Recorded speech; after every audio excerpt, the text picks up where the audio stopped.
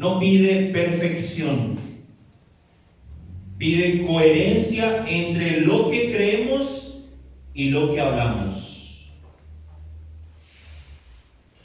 Yo estoy seguro que si le pregunto a cada uno de ustedes que si Jesús es el Señor y Salvador de su vida, me va a decir que sí. Entonces, si afirmamos tal cosa, debemos de vivir a la altura de lo que decimos.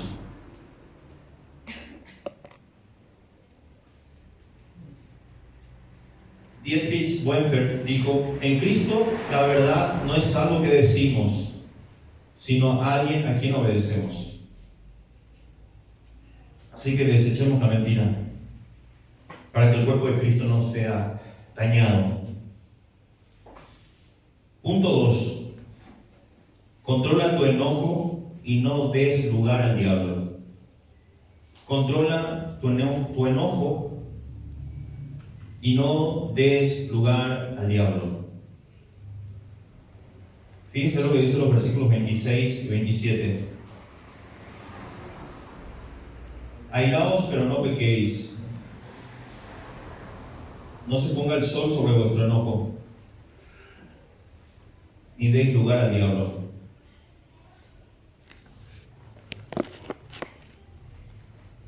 La paradoja del enojo permitido es una realidad, pero está regulado. Está regulado. El texto inicia con una sorprendente concesión. Dice: airaos. Hay una licencia aquí. Hay una concesión. Airaos. Este imperativo presente, que implica no solamente lo presente, sino también una acción continua, parece contradecir lo que dice Santiago 1:20. Porque Santiago 1:20 dice: porque la ira del hombre no obra la justicia de Dios. Parece contradecir lo que dice Santiago.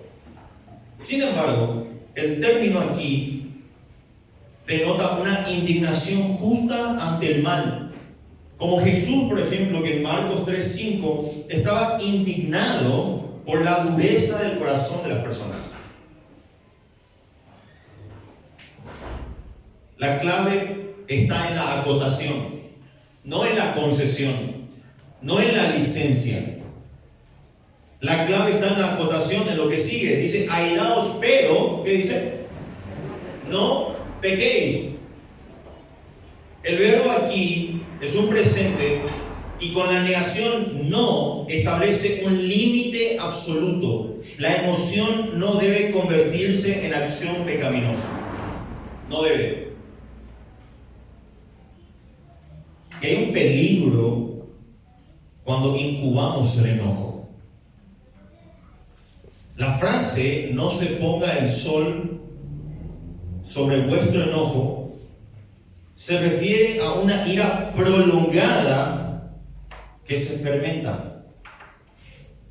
El simbolismo del sol poniente, escuche bien, era claro en la cultura judía, porque en Deuteronomio capítulo 24, desde los versículos 13 al 15, habla de que había de resolverse deudas antes del ocaso, antes del atardecer. Pablo sugiere aquí que el enojo no procesado se corrompe como alimento sin refrigerar. ¿Cuántas veces no me he ido a la cama enojado? Innumerables veces.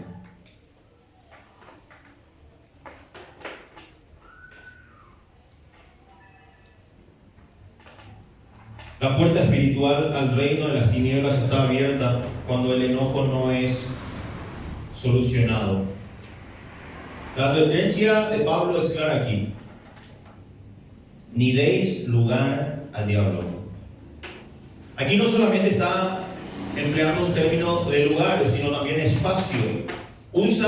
Esto se usa en la literatura griega para territorios bajo control militar. El diablo aquí es el acusador que explota la ira no resuelta para, escuche bien, dividir la iglesia, corromper la adoración y generar raíces de amargura. Es grave el enojo no solucionado, queridos hermanos. Es muy grave.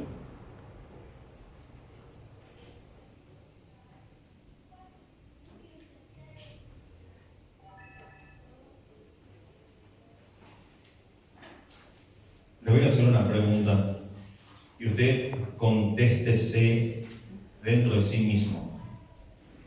Usted se conoce y Dios lo conoce a usted. ¿Con cuánta gente anda enojada y no ha resuelto ese enojo?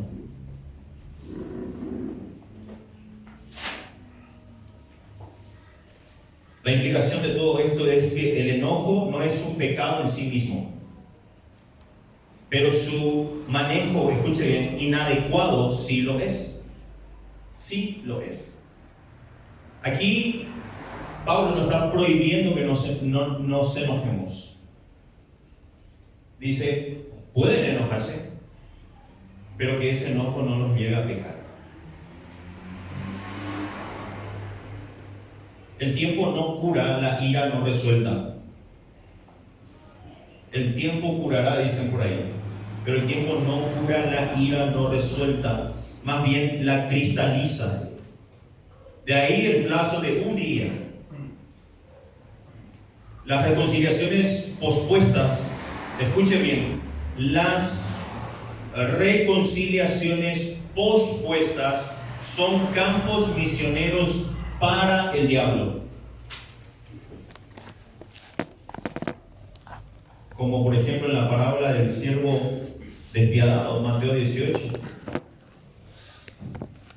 Este pasaje refleja el equilibrio del Dios bíblico.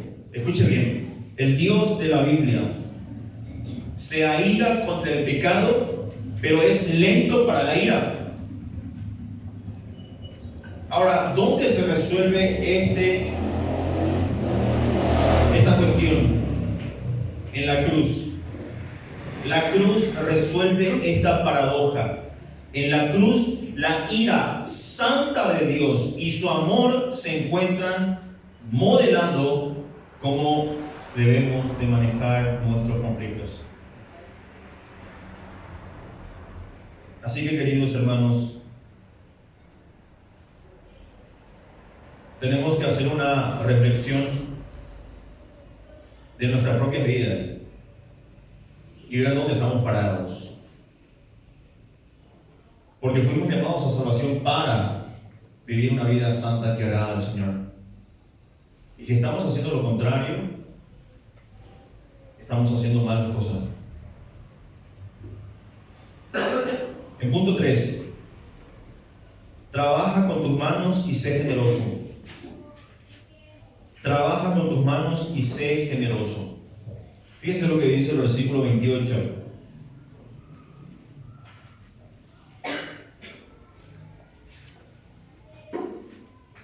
El que hurtaba no hurte más, sino trabaje, haciendo con sus manos lo que es bueno, para que tenga que compartir con el que padece necesidad. Aquí el imperativo del que robaba no robe más establece una ruptura radical con el pasado, pero no se limita a una prohibición. El texto continúa con un doble mandato positivo que revela la naturaleza transformadora del Evangelio, sino trabaje haciendo con sus manos lo que es bueno. La transformación de la identidad es aquí radical, de ladrón a trabajador. El verbo trabajar implica labor intensa y sudorosa, mientras que hacer enfatiza acción productiva. Pablo era un fabricante de tiendas, según Hechos 18:3, y él conocía el valor terapéutico del trabajo manual. Escuche bien, para restaurar la dignidad, romper con la mentalidad parasitaria y encarnar la ética del reino. Thomas Watson dijo que la mente ociosa es el taller del diablo.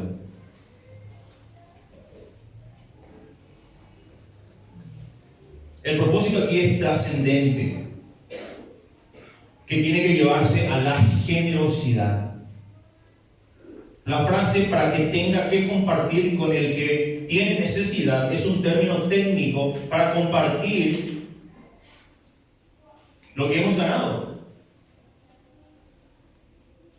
Esto revoluciona la visión del trabajo. No es solamente el trabajo para un sustento personal, también es una herramienta de amor al prójimo. También implica una administración consciente que debe de llevarse a cabo dentro también de la obra del Señor. La implicación práctica es sencilla aquí. El Evangelio también santifica la economía. El Evangelio transforma ladrones en donantes. La ética laboral es espiritual. El trabajo manual glorifica a Dios. Y la generosidad como un estilo de vida no es opcional. No es opcional, sino más bien es una muestra de que el Evangelio también nos ha transformado.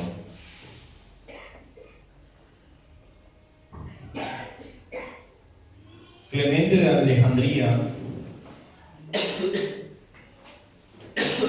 un mártir también, Clemente de Alejandría señaló lo siguiente. Él dijo: el Señor no condena la riqueza, sino su mal uso.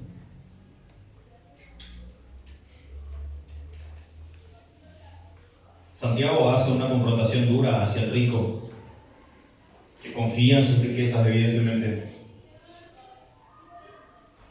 Él mismo dijo que un rico muy difícilmente podría salvarse. La historia del joven rico, por ejemplo. Este versículo destruye la dicotomía sagrado-secular. Hasta el trabajo más humilde se convierte en acto de adoración cuando se hace para Cristo, y no solamente para Cristo, sino también para los demás. Cuarto y último punto. Edifica con tus palabras y perdona como Cristo.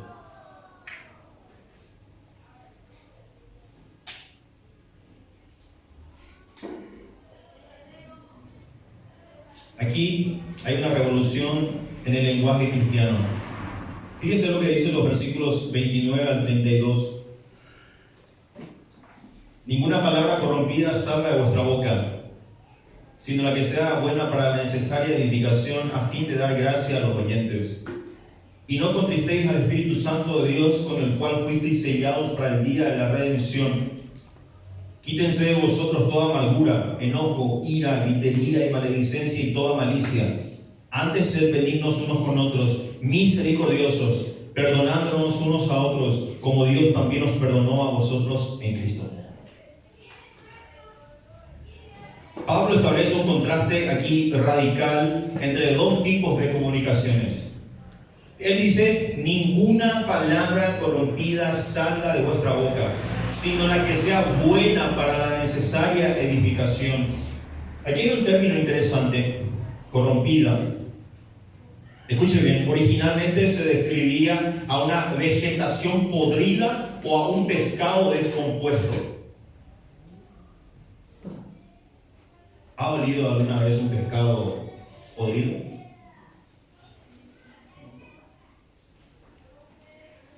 En el contexto judío, esto evocaba sobre la prohibición de chismear, según Levíticos 19:16.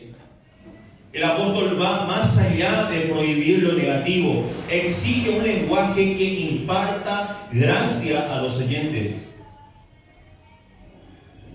Aquí, el término imparta gracia a los creyentes es un término técnico para el favor inmerecido de Dios. Esto, queridos hermanos, transforma el habla común en el ministerio, en la iglesia, en el hogar. Cada conversación se convierte en una oportunidad para transmitir el Evangelio encarnado, o sea, Cristo.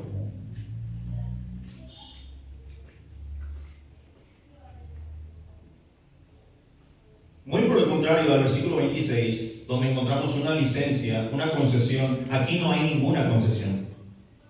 Del versículo 29 comienza de una forma tajante. Ninguna. Ninguna.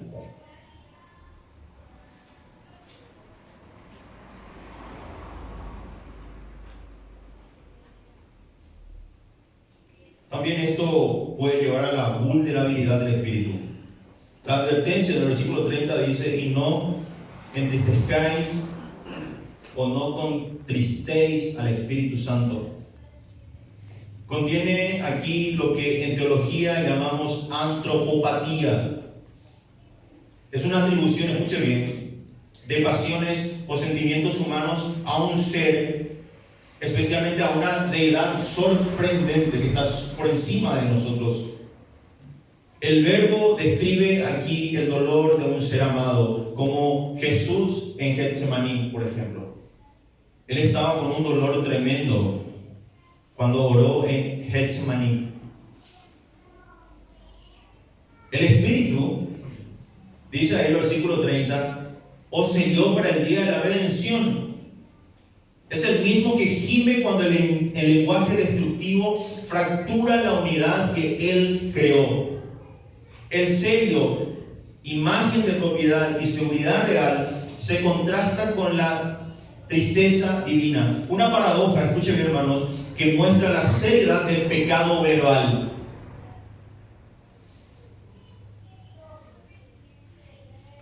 En el versículo 31 vemos aquí que debemos de aplicar una limpieza radical. La lista de 6 vicios aquí: amargura, enojo, ira, gritos, maledicencia y toda malicia, no es aleatoria. El término amargura encabeza la lista como raíz que contamina. Los siguientes términos, enojo, ira, gritos, maledicencia y toda malicia, muestran su progresión. Desde la progresión interna, desde la emoción interna del enojo hasta la explosión externa que se lleva a los gritos. Pablo, emplea el lenguaje aquí sacrificial. Así como los sacerdotes removían la levadura antes de la Pascua, según Éxodo 12:15, el cristiano debe quitar todo residuo de veneno relacional. El modelo aquí trinitario del perdón es evidente. Fíjense lo que dice el versículo 32. Sed benignos unos con otros, misericordiosos, perdonándonos. Encuentra aquí su fundamento con la frase: como Dios os perdonó en Cristo. El adverbio como establece una proporción exacta. Nuestra capacidad de perdonar, escuche bien, se mide por la cruz. Y aquí hay una triple descripción de Dios: benigno, que es su carácter esencial; misericordioso, que hay una compasión que viene desde su mismo ser; y también una descripción de perdonador, su gracia sigue activa.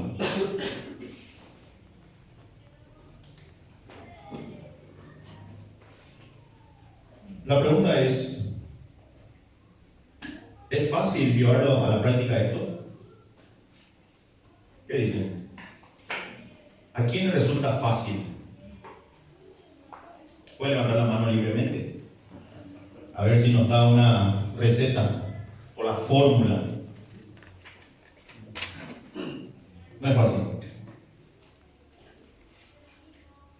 Todas estas cuestiones no se logran desde un esfuerzo humano. Si usted va a su casa y luego del almuerzo se echa una siesta y dice: a partir de la tarde voy a quitarme todo enojo, toda ira, a partir de las 5 más o menos voy a empezar a poner en práctica, no lo va a conseguir. Todas estas cuestiones son cuestiones espirituales que lo vamos a conseguir en total dependencia del Espíritu Santo. De lo contrario, es imposible. Vayamos a las aplicaciones. 5 por lo menos quiero dar. Aplicaciones sencillas.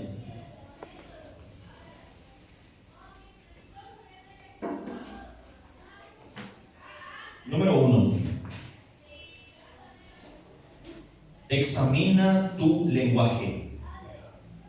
¿Edifica o destruye? Examina tu lenguaje. ¿Edifica o destruye?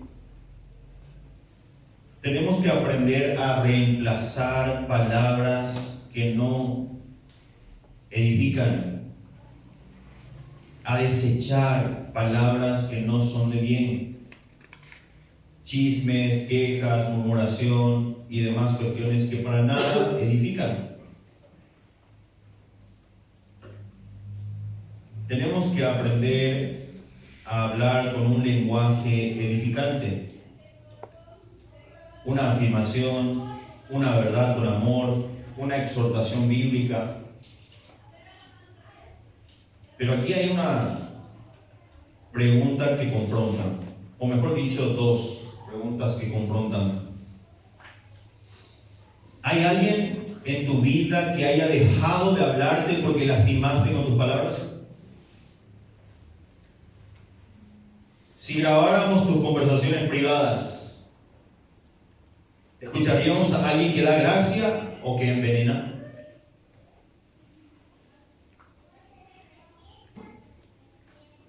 Así que examinemos lo que decimos. Número 2. Resuelve los conflictos rápidamente. No dejes que el enojo se convierta en resentimiento.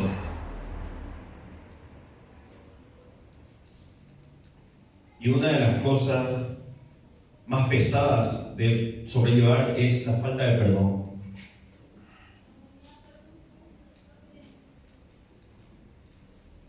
¿Hay alguien a quien evitamos porque no hemos perdonado? ¿Qué excusas ponemos para no perdonar? Recuerden que debemos perdonar como Dios nos perdonó en Cristo. ¿Y nosotros merecíamos perdón?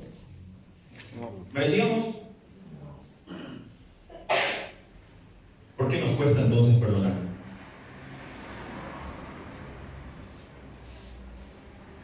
¿Tu enojo protege tu orgullo más que la unidad del cuerpo de Cristo?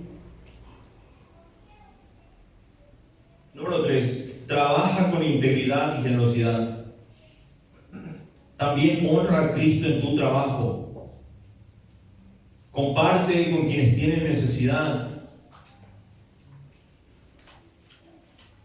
¿Justificas pequeñas evasiones en el trabajo mientras ofrendas aquí en la iglesia? Hay una incongruencia allí.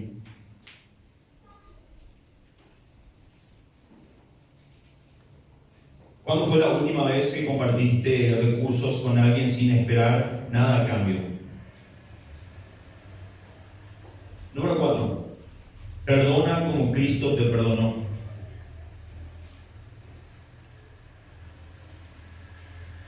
Libera a quienes te han lastimado, recordando la deuda que Dios te perdonó.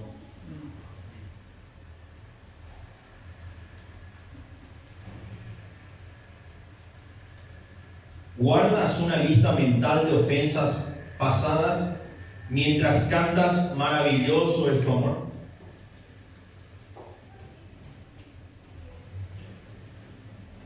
¿Exiges más perdón de otros del que estás dispuesto a dar? Él me ofendió, así que él tiene que venir a pedirme perdón. ¿Por qué yo me voy a rebajar a pedirle perdón? Y número 5. No enfríes al Espíritu Santo. Examina áreas donde resistes su convicción, pecados no confesados, indiferencia a su voz. Hay ¿Hay algún hábito en nosotros o una relación que mantenemos en secreto porque sabemos que entristece a Dios? Cuidado, queridos hermanos, de que nuestra vida espiritual sea algo rutinario, sin la sensibilidad del Espíritu Santo.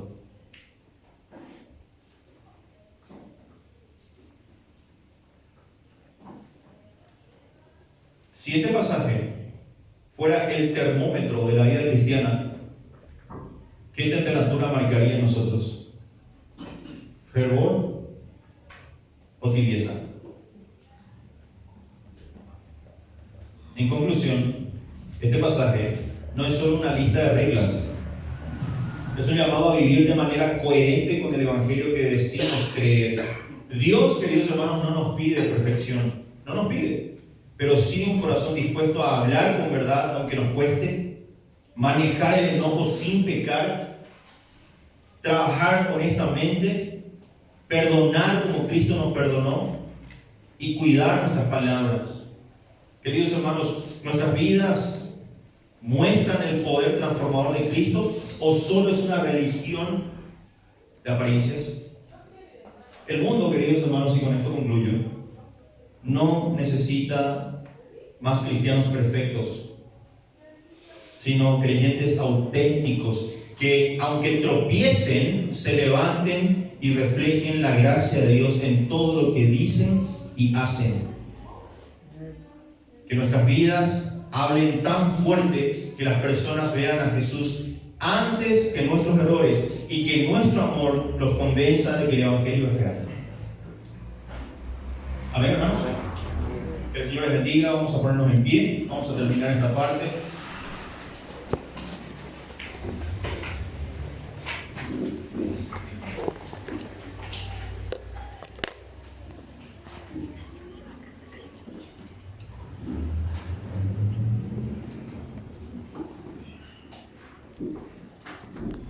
Oremos. Padre Celestial, amado Dios, gracias por tu palabra. En ocasiones tu palabra es dura, es confrontante, pero es verdad. Y la verdad, tu verdad, es la que nos sana, Señor. Ayúdanos, Señor, mediante el poder de tu Espíritu Santo a cumplir todos estos mandamientos que vienen de parte tuya. Desecha de nosotros todos aquellos pecados por los cuales tu Hijo Jesucristo ha muerto. Perdónanos, Señor, no solamente por hacer cosas malas, cometer pecados, sino omitir algunas cosas buenas que sí podemos realizar. Sigue edificando tu iglesia, sigue trabajando en nosotros, Señor, y ayúdanos a reflejar a tu Hijo Jesucristo en nuestra iglesia y también en cada una de nuestras vidas, Señor. Bendice a los hermanos que están aquí presentes, también a los que no han venido. Guárdalos, Señor. Provee todo lo que necesitan, Señor. Y que la situación actual del país nos ayude a depender más y más de ti, Señor. Que nuestro enfoque esté solamente en ti y agradarte, Señor, en todo. Gracias por tu tiempo, Señor. Por así, en el nombre de Cristo Jesús. Amén. Que el Señor les bendiga, hermano. Voy a pedir al hermano Nelson que pueda